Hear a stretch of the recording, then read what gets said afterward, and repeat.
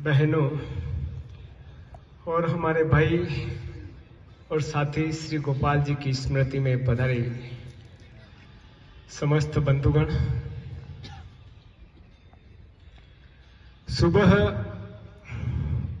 रोज सूरज को जगाने का निमंत्रण देने जाती है, किंतु 6 फरवरी 2022 को आखिर अपनी मां को तैयार करा के लाए। आज भी उनके मां का आशीर्वाद उनके साथ अभी तक भी है। श्रवण पुत्र के रूप में आपने अपनी मां के सेवा कर, परिवार की सेवा कर पूरा आपने कर्तव्य निभाया, परंतु हरी इच्छा प्रबल है।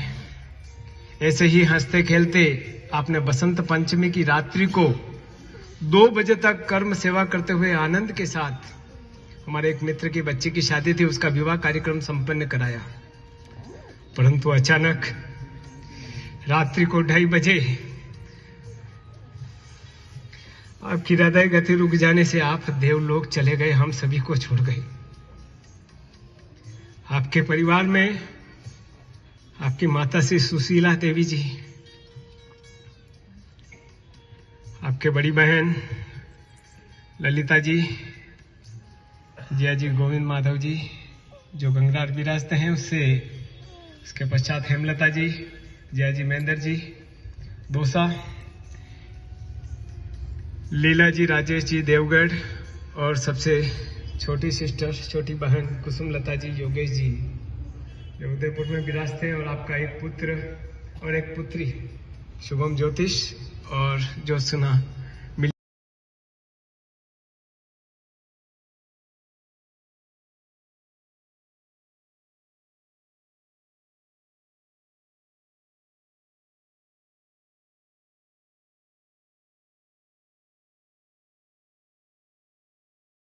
उस बाग की रौनक, उस बाग की शान और उसकी फिजा को वो उखाड़ कर चला गया। आदरणीय महानुभाव, बंधुगण, ऐसा खिलता हुआ फूल जो यथा नाम तथा गुण की एक कहावत को चरितार्थ करता है,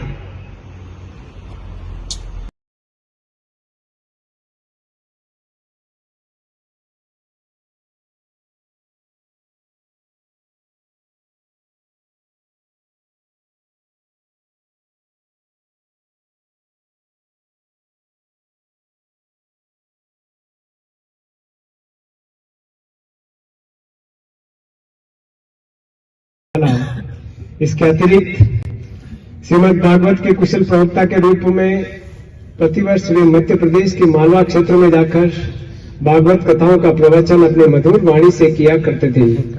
मालवा प्रदेश में प्रचुर मात्रा में आपके अनुयायी हैं जो आपका गुरुवत सम्मान करते हैं।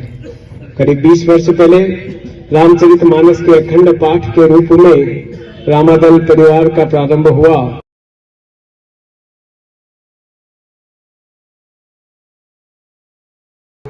कहलाते थे, और संयोग की बात देखिए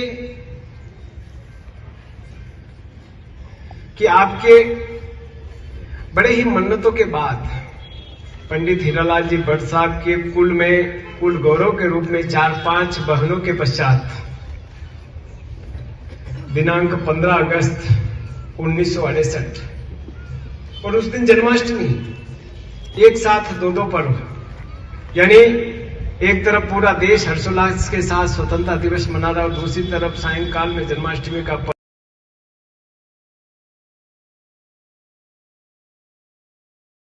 स्वरूप प्रेम और वात्सल्य की मूर्ति, अथक परिश्रमी, कर्तव्यनिष्ठ, अलौकिक प्रतिभा के धनी, धर्मपरायणी, मर्मज्ञ, शिक्षा शास्त्री और व्यासपीठ को शोभायमान करने वाला आधुनिक तुलसीदास एवं गीता का उपदेश देने वाला साक्षात कृष्ण, रामादल एवं गुजरगौर ब्राह्मण समाज का आधार स्तंभ, मात्र भक्त और भट्ट परिवार की नींव और आइकॉन, मामूली एक की एक ऐसी शान जो हर जगह, चाहे धार्मिक कार्यक्रम हो, चाहे सामाजिक कार्यक्रम हो, चाहे मावली के स्तर पर किसी भी प्रकार का, चाहे शहीदों को श्रद्धांजलि का कार्यक्रम हो,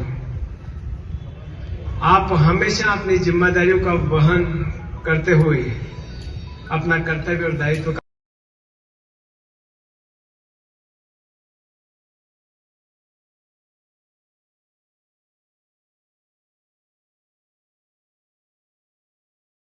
परमात्मने प्रणतः क्लेशनाशाय गोविंदाय नमो नमः। ओम यस्य स्मरणमात्रेण जन्म संसार बंधनात् विमुच्यते नमस्तस्मै विष्णवे प्रभविष्णवे। ओम नमः समस्त भूतानां आदि भूताय भूप्रीते अनेक रूप रूपाय विष्णवे प्रभविष्णवे। हम सभी अपनी अपनी मां के गर्भ में आने से पहले अप्रकट थे। मां के गर्भ में आने से पहले हम सभी अप्रकट थे। शरीर छूटने के बाद भी हम अप्रकट हो जाते हैं, केवल 20 में ही प्रकट रहते हैं बस। मां के गर्भ में आने से पहले अप्रकट, शरीर छूटने के बाद भी हम अप्रकट। 20 में जो हमारी प्रकट होने की ये घड़ी है, इसके अंतर्गत जब व्यक्ति गहरी नींद में सोता है तब वो व्यक्ति कलयुग का प्राणी माना जाता है। गहरी नींद में सोता है तब वो कलयुग है उसके लिए। जब व्यक्ति जागता है तो वो द्वापर का प्राणी माना जाता है। जब व्यक्ति अपने जीवन निर्वाह के लिए, शरीर निर्वाह के लिए, कर्म करने के लिए चलता है तब वो प्राणी त्रेता का प्राणी माना जाता है। और स्मृति शेष गोपाल जी भट्ट की तरह आत्म कल्याण के लिए, भगवत प्राप्ति के लिए जब व्यक्ति सत्कर्म करता है तो वो व्यक्ति सत्य का प्राणी माना जाता है। बहुमुखी प्रतिभा के धनी हमारे अभिन्न हृदय भगवान के विभूति स्वरूप श्री गोपाल कृष्ण जी भट्ट